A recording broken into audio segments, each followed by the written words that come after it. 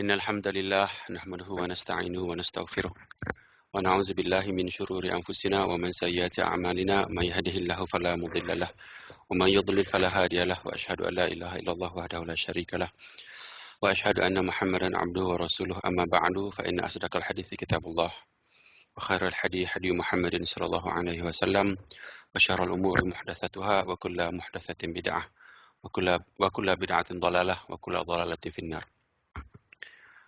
Okay, untuk sesi hari ni, hopefully kita rekod ni insyaAllah kawan-kawan lain yang tak dapat hadir tu dia boleh tengoklah dalam video yang kita rekod ni.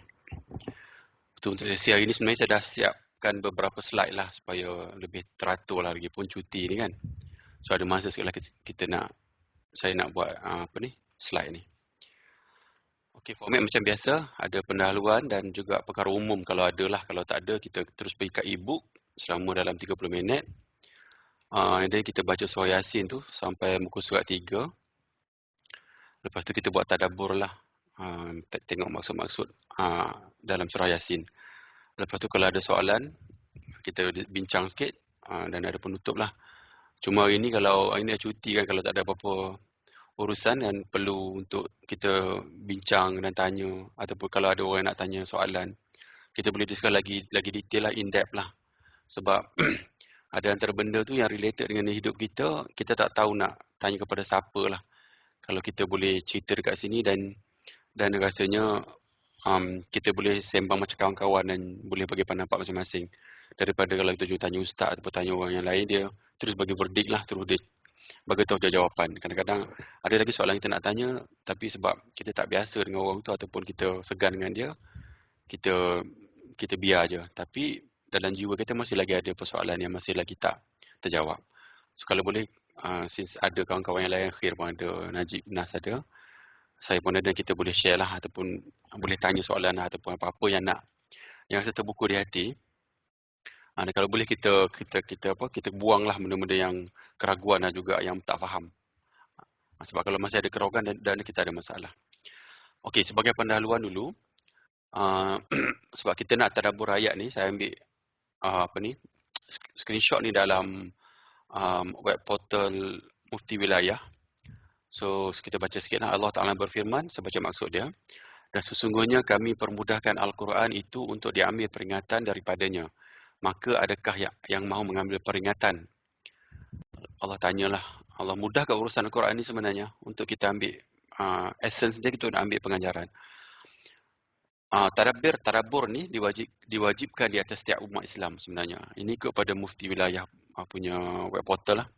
Bahkan Allah Subhanahu Wa Taala menyeru seluruh umat manusia untuk mentadabbur ayat-ayat Al-Quran menerusi firman-Nya. Maksud dia, setelah diterangkan yang demikian, maka adakah mereka sengaja tidak berusaha memahami serta memikirkan isi Al-Quran, atau telah ada di atas hati mereka kunci penutup yang menghalang daripada menerima ajaran Al-Quran. Baca lagi, kalimah tadabbur disebut sebanyak 4 kali dalam Al-Quran. 2 di tempat sewaktu membicarakan berkenaan dengan orang munafik, manakala 2 lagi sewaktu membicarakan tentang perihal orang kafir. So hari ni konsep kita tadabbur lah, bukannya kita tafsir. Dan tadabbur ni, kalau saya baca lagi dalam website Mufti Wilayah ni, dia kata semua orang boleh faham lah sebab dah terjemahan dia. Kita cuma memahami apa yang diterjemahkan daripada Al-Quran terjemahan tu. Macam kita nak buat hari ni lah. Dan kita cuba hurai lah. Sebagai maksud umum tu, tak ada orang akan silap lah. Maksud dia maksud umum. Cuma maksud yang detail deeper tu, kita pergi kepada tafsir. Tapi tafsir ni dia sangat akademik. Dia tak sesuai untuk orang awam lah. Kalau untuk belajar boleh, tapi untuk cerita, nak relatekan dengan kehidupan, jadi payah. Dia orang cerita pasal even satu ayat. Wala lah. Lepas tu adalah macam-macam fi'il madi. Tak ingat dah bahasa Arab. Baca sekejap berhenti kan. Banyak benda yang nak kena faham. Tapi kita tadabbur supaya kita boleh faham. At least kita dah buat apa yang Allah nak ni. Tengok ni dia kata, maka tadabbur diwajibkan atas setiap umat Islam. So kita nak juga faham ataupun nak dengar lah apa peringatan yang Allah nak sampaikan kepada kita. Okey. Lepas tu pendahuluan lagi. Ini sangat penting lah mukadimah dia. Saya baca hadis ni, pentingnya menuntut ilmu. Daripada Muawiyah bin Abi Sufyan radhiyallahu an, Rasulullah sallallahu alaihi wasallam bersabda, Barang siapa yang Allah kehendaki mendapatkan seluruh kebaikan, maka Allah akan fahamkan dia tentang agama. Muttafaqun alaih, hadis riwayat Bukhari dan Muslim. So Nabi kata, Allah ni kalau dia nak fahamkan ataupun nak bagi kebaikan kepada manusia ni, Allah fahamkan kita tentang agama. So biarlah ini jadi matlamat hidup yang paling besar. Nak dapat merit, nak kerja tu matlamat jugalah, tapi kita ambil yang terpenting. Ini terpentinglah hidup. Nombor satu, faham agama, keluarga bahagia, keluarga bagus, kehidupan lagi senang. Bila ada benda-benda yang syak wasangka, kita tahu apa macam mana kita nak menghadapi benda tu. Zaman-zaman fitnah hari ni kan, orang dah mudah tulis kat FB macam-macam dah tulis kan. Kerana kita pun interact dengan orang lain, dengar pandangan-pandangan orang yang kita tak kenal pun, tapi bila kita baca kadang-kadang timbul syak wasangka. Tapi bila kita faham agama, kita tahu apa benda yang perlu kita buat. Tak semestinya menjawab apa yang orang tu tulis, tapi kaedah untuk menghadapi ketika-ketika tertentu. Dan Ustaz saya kata, kalaulah kita boleh buat benda tu, yang kita tahu apa kita nak buat ketika-ketika tertentu, itu termasuk dalam term alim tadi tu. So orang alim ni tak sebenarnya dia tahu semua perkara, tapi dia tahu macam mana nak berinteraksi apabila situasi-situasi tertentu datang. Okey? So kita minta pada Allah Taala supaya kita dapat faham tentang agama. Sebab Allah bagi kita seluruh kebaikan. Nombor dua, anjuran berdakwah. Dari Sahal bin Sa'ad radhiyallahu an bahawa Rasulullah SAW bersabda kepada Sayyidina Ali rahimahullah, demi Allah, sekiranya Allah memberikan hidayah kepada seseorang melalui dirimu, itu lebih, macam mana jadi terbalik ejaan dia? Itu lebih baik bagimu daripada memperolehi unta merah. Maksudnya barang yang paling berharga. Muttafaqun alaih, hadis riwayat Bukhari dan Muslim. Maksud daripada hadis ni, kalaulah kita ni dakwah orang, keluarga kita ke, anak kita ke, isteri kita ke, ambil yang paling dekat dulu. So, siapalah yang rapat-rapat dengan kita dan pergi ke orang lain. Kalau kita dapat berhidayah, ataupun Allah yang berhidayah, kita dapat mempengaruhi influence orang tu. Tapi influence ni bukannya melalui jawatan, paksaan, tidak. Sebab orang tu nak Allah nak berhidayah tu sebab hati dia, kehendak dia rasa, oh betul lah dia sebut, kita nak ikut lah. Macam tu. Allah bagi pahala, lebih baik baginya seperti memperoleh unta merah. Zaman Nabi dulu, sebab memang ada hadis yang Nabi sebut yang lelaki ni memang suka benda-benda yang dulu kuda, unta. Zaman sekarang macam motor, kereta kan. Benda-benda yang kita tengok, motor cc ada 1200 cc. Memang macam tu fitrah Allah jadikan lelaki. Dan adalah hadis pun Nabi sebut. Dan memang macam tu, kalau tengok pada hadis ni, maknanya motivasi kita untuk capai ataupun dakwah pada orang ramai, sehingga Nabi bagi analogi, kalau dapat, katalah kita minat apa, Ferrari ataupun Lamborghini ataupun Tesla. Kan kita minat benda tu sangat-sangat ada highly motivated. Tapi dalam konteks ni, untuk kita dakwah pada orang lah, dan Allah akan bagi imbuhannya sangat besar. Okey, anjuran berdakwah, dan kita buatlah nanti insya-Allah. Ada ilmu sikit kita dakwah saja. Dan ustaz saya kata, Maulana Hadi kata, dapat ilmu sampaikan. Sebab ilmu tu itu kaedah dia. Kita sampaikan. Kalau ada kita amal, kita sampaikan. Kita minta, kita jadikan dia sebagai cara hidup lah. Satu lagi, ini ancaman kepada saya lah dan juga orang yang nak menyampaikan ilmu supaya kita faham. Allah sebut dalam Quran ni, surah Al-A'raf ni, katakanlah Rabbku hanya mengharamkan perbuatan yang keji, Allah haramkan yang keji, baik yang nampak atau tersembunyi, dan perbuatan dosa, dan melanggar hak manusia tanpa alasan yang benar. Allah juga mengharamkan persekutukan Allah, syirik lah, dan tidak menurunkan, yang Allah tidak menurunkan hujah untuk itu. Maknanya ada orang ni cerita benda syirik, tapi tak ada pun Allah cerita benda tu. Mungkin dia buat yang andai-andaian dia juga, ataupun memang hati dia terjuruskan kepada syirik. Tapi apa yang saya nak highlight kat sini macam ni. Dan mengharamkan mengada-ngadakan terhadap Allah apa yang tidak kamu ketahui, yakni berbicara tentang Allah tanpa ilmu. Maksudnya ilmu ni kena ada, ataupun kita nak sampaikan ilmu, kita kena tahu dulu. Sebab kalau tengok turutan ayat 3 ni, pertama Allah kata haram benda yang keji. Kedua, haram benda yang syirik. Ketiga, haram bila kita macam bid'ah lah, tapi bid'ah kepada ayat-ayat Allah. Mengada-ngadakan terhadap Allah tentang apa yang kita tidak ketahui. Kita cerita tentang Allah. Syekh Abdul Aziz bin Abdullah bin Baz radhiyallahu an rahimahullah berkata berbicara tentang Allah tanpa ilmu itu termasuk perkara yang terbesar yang diharapkan oleh Allah. Kalau tengok pada ayat ni, dia duduk paling dia, sebab Allah letak bahaya, sangat bahaya, terus sangat bahaya macam tu. So yang bahaya adalah buat dosa, sangat bahaya adalah syirik. Tu sangat bahaya adalah bila kita cerita satu tentang yang bukan Allah, yang bukan daripada wahyu ataupun yang bukan Allah nak, dan kita kaitkan dengan Allah. Itu sangat-sangat besarlah impact dia. Okey? Itu mukadimah. Okey, kita masuk dalam menu umum dengan ibu. Saya ingat saya bagi ruang lah untuk kawan-kawan cerita kalau ada apa-apa nak highlight sekejap sehingga pukul 10. Kita ambil dalam masa 5 minit, 10 minit, kita cerita balik yang e-book ni. Saya buka kot kepada kawan-kawan yang lain. Kalau ada apa-apa nak tanyalah, nak bincang macam Chinese New Year ke apa benda lah. Saya buka kalau ada kawan-kawan nak tanya soalan ataupun nak share. Cik Ainal. Assalamualaikum Cik Ainal. Salam. Saya nak tanya soalan lah. Hello? Boleh. Ya, teruskan. Tadi Syekh ada sebut tentang bid'ah kan? Ya, betul. Bid'ah ni essentially is a term yang diguna pakai selepas Nabi, benda yang Nabi tak buat lah. Betul ke? Ya, betul. Saya jadi confused sikit. Maknanya adakah benda yang Nabi tak buat tu, adakah sebelum ni kalau Nabi tak buat, sebab Nabi ni dia buat ni, apa yang dibuat tu contoh kepada seluruh alam kan. So adakah tak cukup sampai kena ada bid'ah? So soalan saya dah. Boleh. Tadi saya dah baca masa mukadimah tu, saya baca fa inna asdaqal hadits kitabullah wa khairal hadi hadi Muhammadin sallallahu alaihi wasallam wa syarrul umuri muhdatsatuha wa kullu muhdatsatin bid'ah wa kullu bid'atin dhalalah wa kullu dhalalatin finnar. Perkataan tu Nabi sebut setiap kali Nabi baca khutbah. Untuk semua orang jugalah. Bila Nabi baca khutbah atau bagi kuliah, Nabi akan baca perkataan tu. Maksud dia, sebaik-baik perkataan adalah perkataan daripada Allah. Dan sebenar-benar perkataan adalah daripada sunnah. Lepas tu Nabi kata, setiap bid'ah ni adalah dalam konteks ibadat. Setiap ibadat yang dia adakan. Sebab ibadat adalah syariat Allah.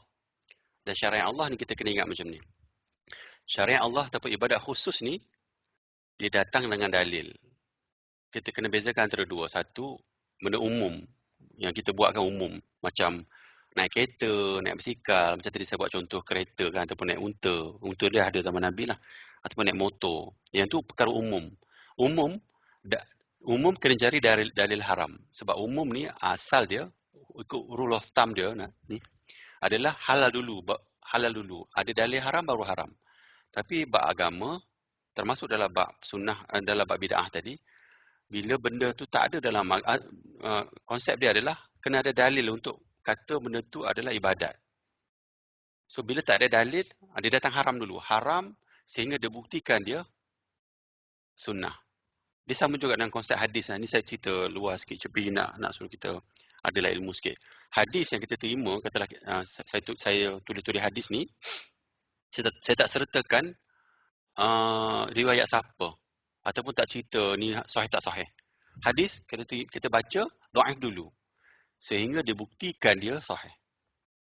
Hadis dan juga ibadat khusus ni adalah haram, tapi hadis tadi dhaif tadi sehingga dia buktikan dia sahih ataupun dia ada daripada sunnah. So balik kepada yang bid'ah tu, dan Nabi sebut lagi tadi yang saya baca tadi tu, Nabi kata semua perkara bid'ah ni adalah benda ibadat yang bukan daripada Nabi, bukan daripada syariat Allah. Ini pun kita boleh relate dengan perkataan ni mengadakan yang kita tak tahu pun. Kita reka-reka ibadat. Adalah sesat. Kullu bid'atin finnar. Dan Nabi kata setiap benda yang sesat dalam neraka. Maksud benda yang sesat dalam neraka tu bukan orang tu. Orang tu akhirnya ada timbangan amal. Kita jangan salah faham nanti kita dengar hadis tu. Kita pun sebab masyarakat hari ini dia terlampau sensitif dengan perkataan bid'ah. Sepatutnya kita biasakan dengan perkataan bid'ah ni sebab Nabi sebut tiap-tiap kali nak khutbah Nabi akan sebut. Tapi kenapa jadi sensitif? Sebab ada ibadat-ibadat khusus ataupun ibadat-ibadat yang kita buat ni, dia ada orang bincang, tu dhaif, tu palsu. Bila dia bincang dia tersentuh, terasa sebab kan saya ada cerita tentang ada ibadat yang kita ambil daripada keturunan nenek moyang kita bawa daripada masyarakat kita. So selalunya kita akan refer balik kepada Rasulullah lah. Dengan selalunya kita tengok balik kepada ulama-ulama lah yang bawa apa yang benar daripada Nabi. Kalau kita tengok contohnya bid'ah ni kita tengok mungkin kita boleh buat reference kepada Imam Syafi'i macam tu. Imam Syafi'i buat ke tak? Kan apa kalau nak lagi detail tengok apa hujah Imam Syafi'i sebab untuk ilmu saja. So bid'ah tu macam tu So bid'ah tu adalah benda dia punya tarif dia, maksud asal dia adalah ibadat yang bukan Nabi buat. Dan kena ingat kenapa ada bid'ah sebab hadis-hadis selepas tu dah ada yang palsu dan dhaif.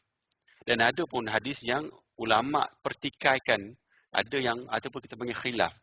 Ada yang khilaf kata tu sahih, ada yang tidak sahih. So daripada palsu, daripada dhaif dan daripada khilaf tadi 50-50 mungkin, ada yang kata sahih tak sahih. Rangkumi tiga kategori hadis tadi tu membentuk benda yang bid'ah tadi. Dan ada yang bid'ah memang purely tak dalam hadis pun, purely adat. Yang tu memang tak ada orang boleh sanggah lah. Cuma yang banyak perbincangan hari ini adalah yang datang daripada hadis palsu, dia datang daripada hadis dhaif, yang datang daripada hadis yang dipertikaikan oleh ulama. So tiga. Dari sudut ilmiah mungkin boleh faham ke? Okey. Clear. Okey. Terima kasih. Alright. Ini ada benda lain lagi nak sembang pasal hal umum? Ini hari cuti kan. Sebelum kita baca surah Yasin. Assalamualaikum, Di. Ya, Assalamualaikum warahmatullahi wabarakatuh. Okay. So, nak tanya sikit. Tadi about bid'ah juga. Macam kita take one example macam zaman kita digalakkan untuk berzikir. Tapi the gaya of doing the zikir yang kita buat sekarang ni ada lagu-lagu lah, ada beramai-ramai lah. So benda tu macam benda yang disuruh buat tapi dibuat dalam manner of tak tahu benda tu is in the same manner ke tak yang sebelum ni. So how do we distinguish the line between the bid'ah and not? Dia macam kaedah dia lah kan ni. Betul, sebab macam yang macam banyak I tak follow sangat, tapi all these habibs yang diorang buat saya konsep bagai macam melagukan benda tu, memanglah benda tu satu benda yang baik. You bercakap berzikir kepada Tuhan, tu ingat kepada Tuhan dalam macam-macam bentuk supaya kita ingat kepada kita berzikir. Tapi kaedah tu macam ada ke? Macam ada I pernah terbaca dulu yang macam even zikir ni macam bila Rasulullah macam berselawat ataupun berzikir, dia punya tahap dia diam tu sampai burung boleh bertenggek dia punya bahu. Tapi kita pula buat kuat-kuat lama-lama. So I'm not sure yang bahagian tu. Okay. Dia itulah. Dia kalau macam kita ada sesi, saya boleh cerita asas-asas yang ahli sunnah wal jamaah tadi. Tapi tak apa, saya cerita secara ringkas. Nabi ada sebut cerita konsep dulu, ni secara ilmiah dulu. Generasi terbaik adalah generasi pertama masa zaman Nabi. Generasi pertama ni adalah generasi sahabat Nabi lah dengan Rasulullah. Rasulullah ada dan sahabat, sebab anak murid daripada Nabi adalah sahabat-sahabat Nabi. Dan Nabi juga sebut yang 3 generasi pertama ni adalah generasi terbaik. Dan kita panggil, kita jenamakan generasi itu generasi salaf. So salaf ni adalah generasi yang kita nak ikut lah. Kalau kita tanya semua orang dalam dunia ni yang Islam, diorang mesti nak ikut generasi salaf.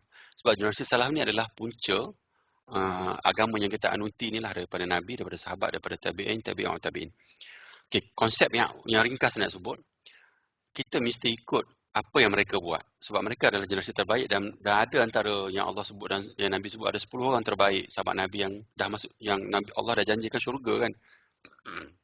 Jadi diorang ni lah yang terbaik, sepatutnya kita ikut lah. Okey. Jadi nak map balik apa yang kita buat hari ni, contohlah, ini contoh yang Hakim sebut tadi lah. Katalah kita zikir atau pentas, selawat ramai-ramai kuat-kuat. Selalulah kita kena tanya, adakah Nabi buat macam ni? Ada tak sahabat Nabi buat macam ni? Ada tak Imam Syafi'i sendiri buat macam ni? Atau Imam Nawawi sendiri buat macam ni? Sebab kita mazhab Syafi'i. Kalau memang tak ada, kalau saya nak keluar daripada syubhat. Saya tak buat lah. Saya Nabi tak buat pun, kenapa saya nak buat? Tapi masalahnya, macam saya sebut dalam sesi yang minggu lepas, yang kita nak relate dengan bahaya mengekori non-Muslim ni, kita ni sebenarnya tercengkam dengan keadaan sekeliling kita, masyarakat umum, masyarakat kita. Bila kita kena cengkaman masyarakat kita, nak tak nak, kita memang duduk dalam budaya yang kita ada lah. Katalah tiba-tiba budaya agama hari ni macam kalau kita tengok dekat mana, kalau tengok kat YouTube kan, dekat Indonesia, dekat mana, yang kalau surau dia tu memang bising lah, baca kuat sebelum masuk waktu kan. Padahal Allah dalam Quran surah Al-A'raf larang untuk kita baca kuat ganggu orang. Tapi sebab dah budaya macam tu, dah orang kata boleh. Dan ayat yang Allah, dan most probably ayat yang Allah sebut, yang surah Al-A'raf yang Allah larang tu pun, dan Nabi pun sebut kan, Nabi larang orang yang berzikir kuat dalam masjid. Nabi kata, orang lain pun ada juga nak ada masa dengan Allah, diamlah kan, dengan ganggu orang lain. Bahkan mereka tu akan ambil hadis tu dengan ayat Quran tadi tu, dia akan ubah maksud dia. So macam tu. So nak jawab secara ringkasnya Kim, ini secara umum yang saya faham lah. Maksud dia kalau kita kata kalaulah generasi salaf ni tak buat, kalau kita refer dengan orang yang tahu, dia kata ini Nabi tak buat, kita tak buat lah. Tapi untuk orang lain tu, sebab saya cakap tadi, dia datang daripada yang tiga tadi, ada yang hadis palsu, ada yang hadis dhaif, ada yang hadis yang dipercanggahkan. Daripada situ sebenarnya punca perpecahan kita sebenarnya. Dan orang yang ni kena ingat, aliran, dia ada aliran-aliran tertentu. Ada aliran yang memang dia memang dia tak kisah sangat hadis sahih tak sahih. Yang penting ada dalam kitab, guru dia ajar, dia ambil. Saya tak memburukkan dia orang, dan mereka ni termasuk saya sendiri penuh dengan kelemahan. Bukan kita dalam niat untuk burukkan orang lain, sama juga dengan kita. Kalau kita belajar pun macam tu jugalah, kita tengok dalam kitab tu. Tapi sekarang ni apa yang saya nak bawa ni sebenarnya satu satu lagi tangga yang lain untuk kita check. Sebab sekarang dah mudah nak check kan, nak tahu status dia macam mana. So kita ambil kaedah tu lah, kaedah yang boleh kita cari benda yang paling betul lah. Cuma itulah Kim, yang kenapa mereka buat tu sebab contoh macam Habib buat selawat kuat-kuat tu bukan Nabi buat. Itu dalam konteks bid'ah tu sebenarnya perbuatan tu. Cuma orang yang datang tu macam anak kita sekolah tahfiz kan. Ustaz dia bawa pergi ke program tu. Nak buat macam mana kan kita pun. Dia ikut ustaz dia guru dia. Dan kita nak tegur ustaz pun kita tak mampu. Jadi macam itulah keadaan dia sekarang hari ni lah. Ya. Rasanya faham. Itulah. Jadi sesi ni memang untuk bagi tazkirah lah, peringatan, dan kita boleh dapatlah manfaat. Sebab saya nak bawa benda yang lain sikit lah supaya kita dapat ilmu yang berbeza dengan masyarakat lah. Sedikit lah, tapi sebenarnya 90% tu dah sama dah. Ya. Okey, ada lagi tak benda lain? Kalau tak, saya cerita sikit pasal ni. Dah buat dah pagi tadi ni. Print screen ni. Kita go to sekejap. Kalau ada je, chip in je. Tanya je soalan, ataupun kalau ada apa-apa yang nak share, dan terus share je lah. Okey, saya tengok. Kita tengok pada skrin ni. Masih dalam kitab, dalam e-book Bahaya Mengikuti Non-Muslim, karangan Syekh Ibn Taymiyah rahimahullah. Ini ada hadis yang Nabi sebut. Saya dah baca last week tu. Tapi saya baca lagi lah minggu ni. Daripada Abu Sa'id Al-Khudri, dia berkata, Rasulullah SAW bersabda, sungguh kalian akan mengikuti jejak umat-umat sebelum kalian, sejengkal demi sejengkal, sehingga kalau mereka masuk ke dalam lubang biawak, nescaya kalian pun akan masuk ke dalamnya.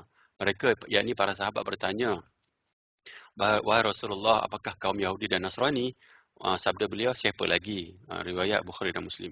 Daripada Abu Hurairah, daripada Nabi SAW, beliau bersabda, kiamat tidak akan terjadi sampai umatku mengikuti apa yang terjadi kepada kurun-kurun yang sebelumnya, sejengkal demi sejengkal, sahasta demi sahasta. Lalu ada orang bertanya, wahai Rasulullah, seperti bangsa Parsi dan Romawi. Sabda beliau, manusia siapa lagi kalau bukan mereka? Maksud dia dalam hadis ni, saya dah cerita last week lah. Kita ni kukut mana pun akan ikut dia orang lah. Budaya dia orang, sebab budaya yang cengkam kita.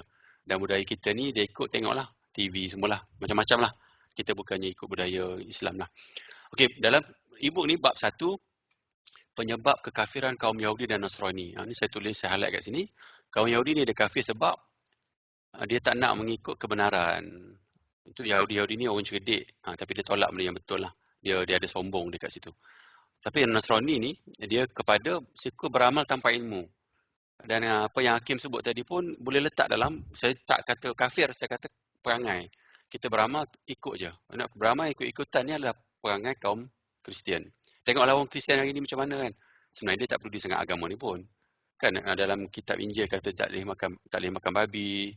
Nabi Isa tu sebenarnya bukan anak Tuhan, dia tak peduli sangat pun kitab dia. Dia nak ikut je. Sebab kita tak nak macam tu. Agama kita bukan agama ikut, agama kita nak kena faham. Okey, kita baca yang ni. Yang bawah ni nanti saya post kat dalam grup lah, ini boleh baca kalau nak refer kemudian. Cuma dalam kuliah yang saya ikut dengan Maulana Hadi, Maulana Hadi ni dia ustaz yang ajar tafsir. Kalau nanti dalam grup ni juga saya akan letak link dalam untuk Telegram. Dia ada bagi kuliah-kuliah tafsir dia dalam Telegram. Boleh dengar lah. Daripada semua surah ada dalam tu. Boleh nanti join yang boleh dengar lah kalau ada masa. Cuba dengar. So Maulana Hadi dia kata dalam Quran ni sebenarnya dia kata ada 5 orang golongan manusia yang Allah sebut dalam Quran untuk panduan kita lah. Satu golongan pertama adalah golongan mukmin yang kita nak capai. Kedua adalah golongan munafik. Saya ingat orang faham lah munafik ni maksud dia apa kan. Cuma yang tiga ni, golongan musyrikin Mekah ni, yakni mereka yang ikut amalan turun-temurun perangai ni. Nasrani ataupun Kristian ni macam atas tadi juga, beramal tanpa ilmu. Nombor 4, Yahudi tolak benda-betul, cerdik tolak benda-betul. Jadi sebenarnya antara empat ni sebenarnya adalah perangai yang orang Muslim nak capai status mukmin ni. Untuk kita taat kepada Allah. So kita kena faham empat perangai ni. Kita tak naklah jadi munafik. Kita tak naklah jadi seperti perangai musyrikin Mekah. Nenek moyang kita buat sebab of course lah. Ada emotionally attached kan dengan mak ayah kita ataupun dengan nenek kita.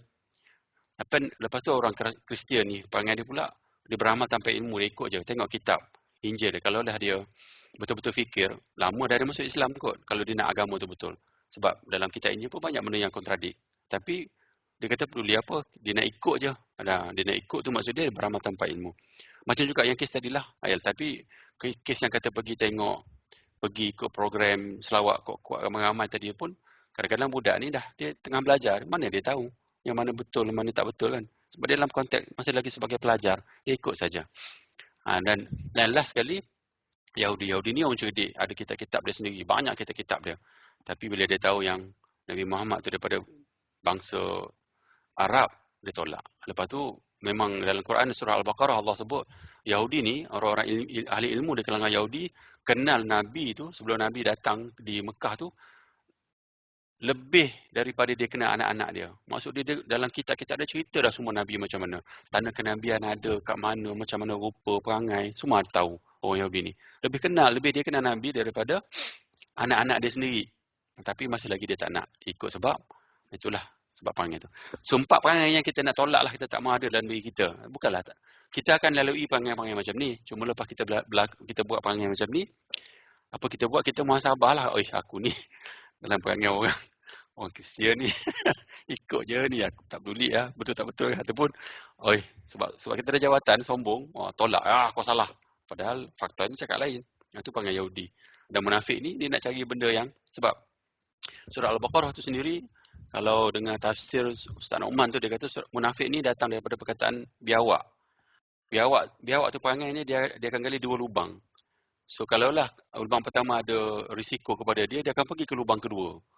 So munafik ni antara perangai dia macam tu. Dia akan cari benda yang selamat. Kalau kafir lebih bagi keselamatan kepada dia duduk dengan orang kafir. Kalau orang Islam lebih bagi keselamatan kepada dia duduk dengan orang Islam. Tapi dalam hati dia mesti dia nak backstep lah, siapa-siapa yang dia nak backstep. So itu antara perangai orang kafir, munafik. Banyak lagi perangai munafik. Dan munafik ni sangat-sangat bahayalah sebab dia mengucap syahadah seperti kita, tapi hati dia sebenarnya memang dia ikut siapa yang lebih selamat bagi dia. Dan adalah ancaman Allah sebut dalam Quran tentang orang munafik. So antara 4 perangai kita tak mau ada lah. Kita lalui, kita buat benda tu sebagai seorang manusia, confirm dah sahih dah kita akan buat. Kita akan lalui kesalahan-kesalahan tu. Tapi kita taubat balik dan kita fikir, aku ni hari ni perangai orang munafik ni. So nak ubah lah maksud dia macam tu. Okey. Bab 2, sikap berlebihan. Kenapa? Balik pada tajuk tadi. Kenapa bahaya mengikuti non-Muslim ni? Kedua, sebab sikap berlebihan ni yang menyebabkan kesesatan. Kalau tengok pada ayat Allah sebut ni, surah Taubah ayat 31, Allah kata mereka telah menjadikan para pendeta, ustaz-ustaz lah, ustaz-ustaz ulama dan pastor-pastor mereka. Kalau dalam agama Islam kita adalah ustaz-ustaz, orang belajar agama, ahli-ahli ilmu, sarjana-sarjana kan, sebagai Tuhan selain Allah, dan mereka juga menjadikan Al-Masih Putra Maryam sebagai Tuhan. Pada hadis riwayat Ahmad dan Tirmizi, Nabi SAW menjelaskan maksud ayat ini kepada Adi bin Abi Hatim bahawa para pendeta menghalalkan hal-hal yang semua diharamkan kepada mereka, kaum Nasrani. Lalu mereka mengikuti, mentaati ucapan para pendeta tersebut. So maksud dia, kita bila kita ambil sebiji-sebiji apa yang ustaz kita sebut, benda ni kita kena ingat kita sedang melalui perangai orang Kristian. Dia boleh sebut, ustaz kita boleh sebut, tapi dia kena cerita ni hadis daripada Nabi yang buat hadis sahih. Dia kena kembali kepada apa yang Allah dan Rasul lah. Dia tak boleh sebut tiba-tiba macam Kristian dulu, dia buat hukum atas nafsu dia. Tapi dah orang awam ni mana tahu betul salah kan. Sebab orang pendeta-pendeta ataupun ustaz-ustaz ni yang pegang ilmu, pegang kitab. So dia berpandukan dan ada ancaman pula orang yang ikut. Jadi kaedah kita untuk mengambil agama, untuk memahami agama ni bukan melalui ikut. Sebab Allah sebut dalam Quran surah Al-Fatihah yang kita baca tu. Ihdinas siratal mustaqim, kita baca kan? Ihdinas siratal mustaqim, ihdinas siratal mustaqim. Tunjuklah kami jalan yang lurus. Kaedah kat situ adalah bukan kaedah, bukannya ikut. Allah suruh tunjuk. Dan tunjuk tu pula dalam surah Al-Fatihah tu bukannya tunjuk syurga, tunjuk jalan, kaedah, metodologi, manhaj. So dalam konteks ni sebenarnya kita tak bolehlah untuk ikut-ikut saja, kita kena tahu kaedah dia. Kaedah dia macam mana Allah sebut dalam Quran yang kita duk baca setiap hari 17 kali sehari masa solat kita. Jalan tu yang kita nak ikut. Cara dia, macam mana cara dia? Bukan sampai lagi ke syurga tu. Untuk bila duduk atas kaedah yang betul, metodologi yang betul, selamat kita walaupun banyak dosa. Banyak kesalahan kita buat. Tapi at least jalan duduk dah atas jalan yang betul. Macam tu. So, yang dua ni Ibn Taymiyah berkata akan terjadinya perpecahan di kalangan umat Islam telah disebutkan dalam satu hadis daripada Abu Hurairah, sungguh Rasulullah SAW pernah bersabda, kaum Yahudi terpecah kepada 71 golongan dan 72 golongan. Demikian juga kaum Nasrani. Dan umatku akan berpecah menjadi 73 golongan. Hadis riwayat Abu Daud, Ibn Majah dan Tirmizi, hadis ini hasan sahih. Maksud dia, ketiga-tiga agama kitab akan berpecah dan banyak. Yahudi dan Kristian akan berpecah 71 dan 72. Banyaklah maksud dia. Tapi agama Islam lagi banyak. Kenapa berpecah? Nak relatekan dengan tajuk kitab, tajuk buku ni. Sebab antaranya sebab kita ikut non-Muslim lah, sebab dia kita berpecah. Antaranya lah. Tapi daripada apa yang saya faham daripada hadis ni sebenarnya majoritinya hadis ni Nabi sebut yang bila Nabi sebut umatku ni sebenarnya adalah orang yang ataupun orang Islam yang memang kata Nabi tu Rasul dan dia kata Allah tu Allah dan Rasul dan Nabi, dan memang dalam konteks nak agama, bukan orang yang nak pada maksiat. So dalam konteks agama pun sendiri kita berpecah. Sebab dia yang saya sebut tadi. Saya baca kitab Ibn Taymiyah juga, kitab kecil je dia tulis, dia cerita kenapa orang Islam ni berpecah. Ada banyak perbezaan pendapat. Antaranya adalah sebab hadis tadi tu. Sebab orang yang nak agama, yang kata Nabi tu Rasulullah, yang kata Allah tu Allah, Tuhan dia, mesti dia akan pergi kepada sumber agama. Sumber agama itu adalah Quran dan hadis. Dan Quran ni memang terjaga, tapi nak memahami dia kena ada banyak ilmu-ilmu lain. Antaranya adalah ilmu daripada sunnah. Yang sunnah tu juga ada problem. Bukan sunnah tu ada problem.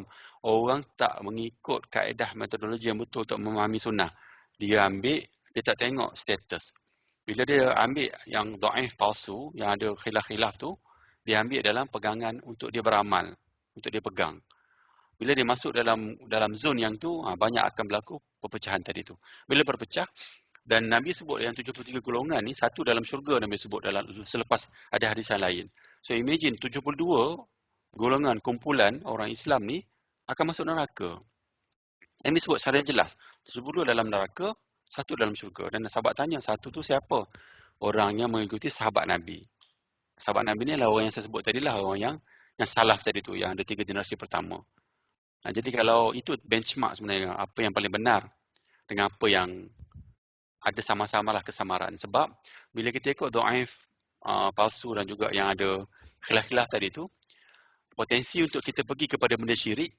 Sebab benda syirik pun, sebab orang yang nak agama ni, dia nak sembah Allah ni, bila dia baca ada yang palsu, kadang-kadang tu dia bawa kepada benda yang syirik banyak. Contohnya macam tawassul kan, kalau kita tengok. Hari ni kalau cerita pasal syirik ni, benda yang itulah yang tawassul, minta tolong kepada yang gaib selain Allah. Sebagai contoh yang simple, ada orang macam tu, orang yang berubat, jumpa dengan orang berubat bedah gaib ni. Dia kata jin tu jin Islam. Ada macam sakit batu karang kat mana, kat Melaka Lepas tu dia pergi berubat, dia kata tak apa ni jin Islam yang buat dia bedah gaib. Itu dalam konteks kita tengah mengikuti ataupun minta pertolongan kepada yang gaib selain Allah. Benda tu sebenarnya dah ada dalam surah Al-Fatihah tu. Yang Allah sebutkan kita baca iyyaka na'budu wa iyyaka nasta'in tu. Dan hanya Allah lah kami mohon pertolongan. Minta tolong kepada benda gaib hanya kepada Allah.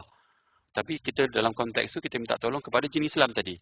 Dan orang yang sekeliling kita akan cakap lah, boleh sebab jin Islam bla bla bla bla. Dan kita tak faham pun jin sebenarnya matlamat utama dia untuk sesatkan manusia. Dia nak kita ni jadi kadam dia, jadi hamba dia. Dia buat kita ni nampak macam kita tuan dia, sebenarnya tak macam tu. Tugas jin ni memang untuk sesatkan kita. Dan jin ni benda-benda yang sangat-sangat ditutupilah dalam alam lain. Dan kita tak nak pun ada syubhat pergi minta tolongan jin ke apa. Dalam konteks tu lah dalam ayat ni. Okey. Dan ni last lah. Cuma daripada apa yang saya sebut tadi, Nabi pun sebut jugalah. Nabi kata akan ada sekelompok dari umatku yang tetap membela kebenaran sampai hari kiamat. InsyaAllah harap-harap kumpulan kita lah antaranya kan. Kita doalah supaya kita lah amin antara orang yang duduk dalam kebenaran sebab kita ikut apa yang Nabi dan sahabat-sahabat buat. At least dari dalam konteks teori dan ilmu tu. Pelaksanaan tu atas diri kita lah kan. Masa iman tinggi kita buatlah, masa iman rendah ni kita lara banyak. Jadi Nabi pun sebut memang akan ada bila-bila nanti akhir zaman nanti sampai kiamat akan ada segolongan dari umatku yang tetap membela benda yang betul. Hadis riwayat Hakim dari Umar bin Al-Khattab. So hadis ini sahih lah. Nabi juga bersabda, sungguh Allah tidak akan menyatukan umat ini dalam kesesatan.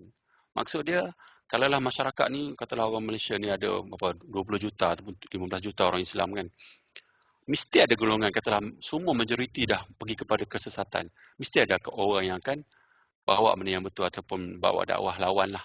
Bagi tahulah benda tu salah. Okey.